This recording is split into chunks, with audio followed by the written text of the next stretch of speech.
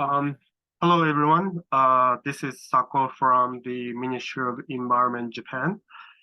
And with this slide, I would like to share what we have achieved so far and what we are planning to do under the Article 6 Implementation Partnership. Oops. Okay.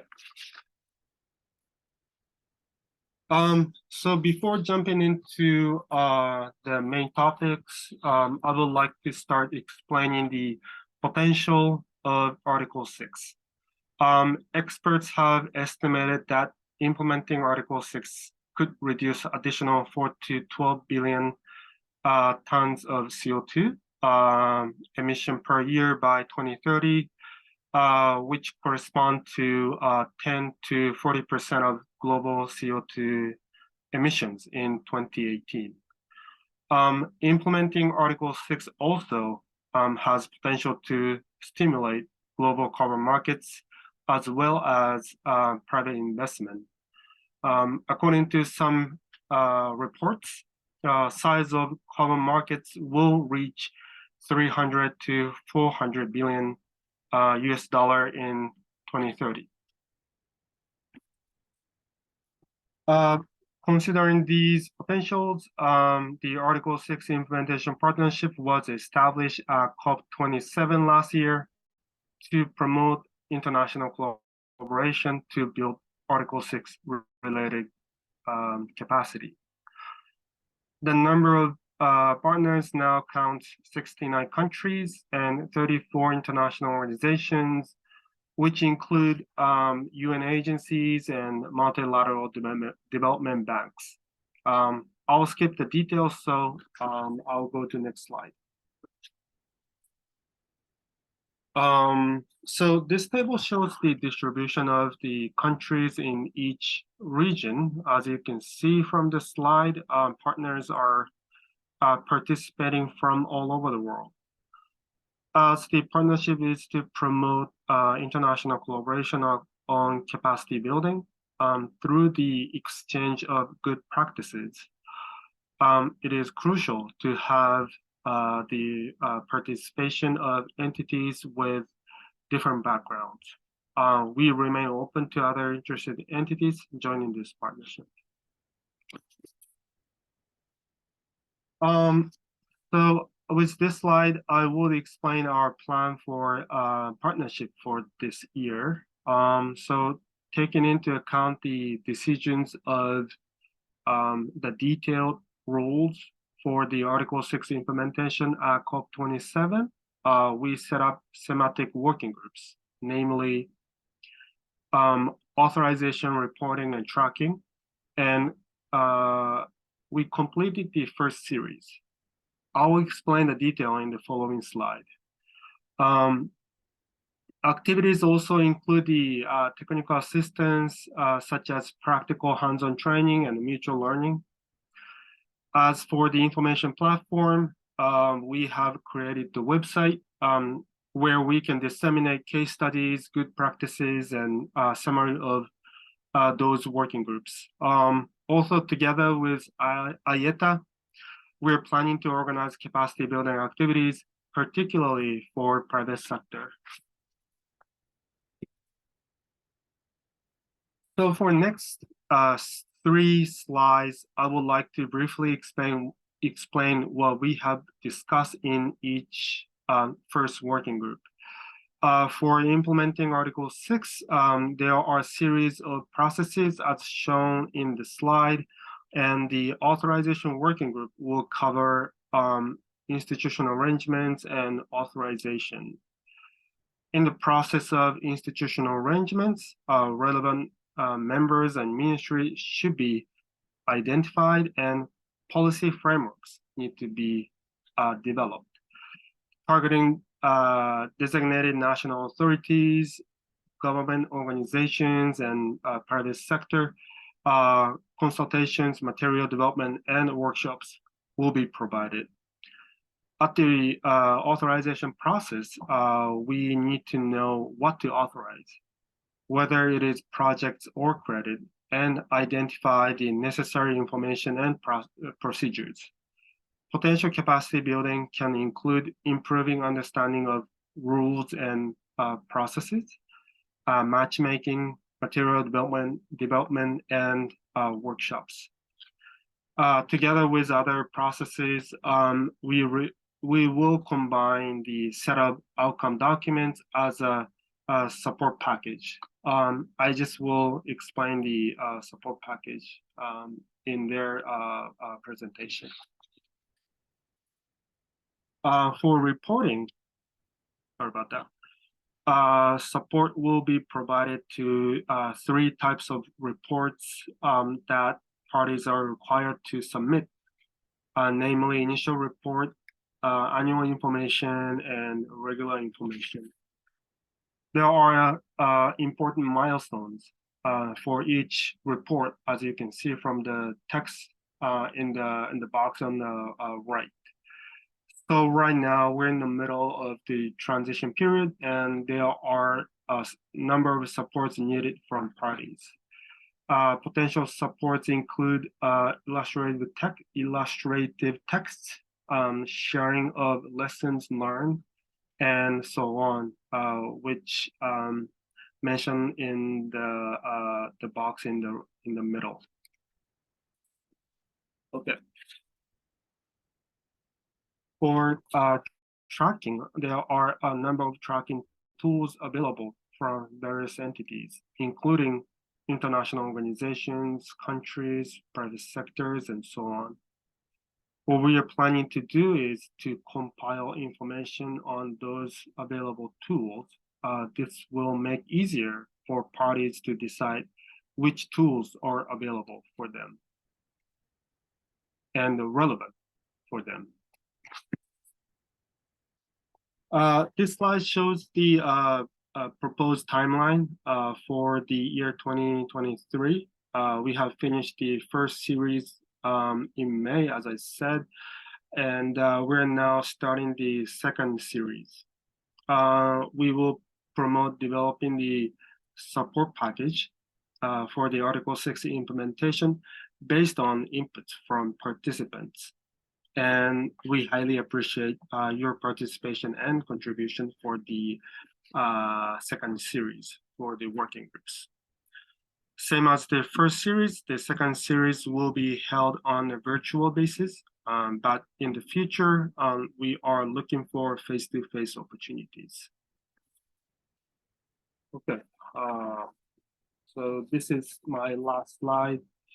In order to promote capacity building activities of Article 6 in response to the outcomes of 2023 G7 Climate, Energy, and Environment Ministers meeting, the Article 6 Implementation Partnership Center was established. I added the slide for the G7 communique as annex. So if you are interested, please check later. IGES is responsible for the management of center as a secretariat, and the UNFCCC secretariat and the World Bank will also play an important role. With this management structure, the center will develop capacity building support package, which can be tailored to countries in different circumstances. So this is it from my end. So thank you so much for your attention. Thank you, Ravi-san, and hello, good everybody. Very much good to see you all. And again, thank you so much for joining today's second plenary meeting. It's been a while. Last time we organized this in May. So we have a lot of updates, which includes this establishment of the center. So as introduced, now I actually left Ministry of Environment, Japan, after working long time. And then now I'm joining this Institute for Global Environmental Strategies as a director of the Article 6 Implementation Partnership Center. So first of all, this is one big update to all of you. And I'd like to very much pleased to be in this position, as well as I'm very committed for the implementation of Article 6, which we have really, talk a lot, and then we really need to deliver the results. So today I'd like to update you about the center as well as how we implement this as our partnership efforts. So next slide, please. First of all, here is the center. So the center is now hosted by the Institute for Global Environmental Studies. We call it IGES. And IGES has a headquarters in actually top of the mountain, and very nice place. And we have a very good facilities for conferences and trainings and so on. So it is really very suited area for the capacity building. So as you can see, that we have a dedicated space for the center, as well as the new member from the institute. So as just Labi-san, just today doing MC, we have also the team of 6, and we are also recruiting more to cover all the regions, of course, working with all the partners. So first of all, I'd like to just update you that we have a center, dedicated place, and also dedicated teams that we try to support each other and then work for the implementation. So this is one big announcement I'd like to share. Then next slide, please. Then I also like to inform you about our way forward.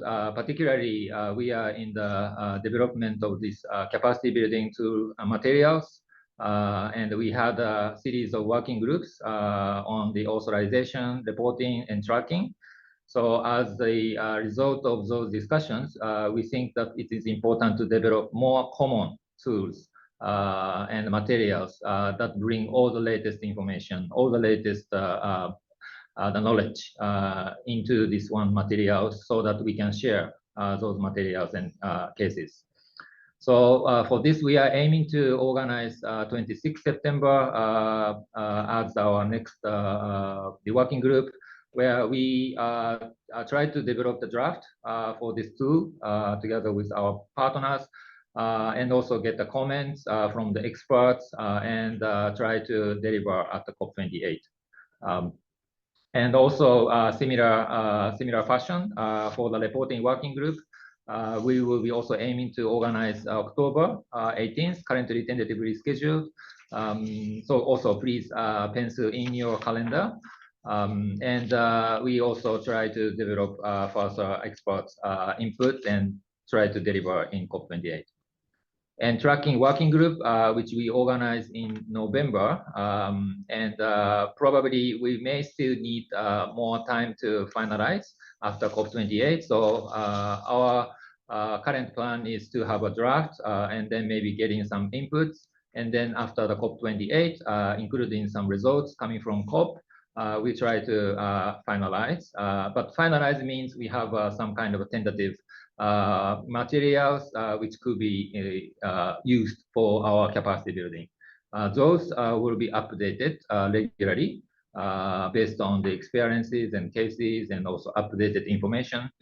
So we will try to be updated information as much as we could. So again, as was mentioned by our Vice Minister in the opening remarks, I think COP28, I think it's really an important milestone, which we will be really putting into our implementation stage for Article 6.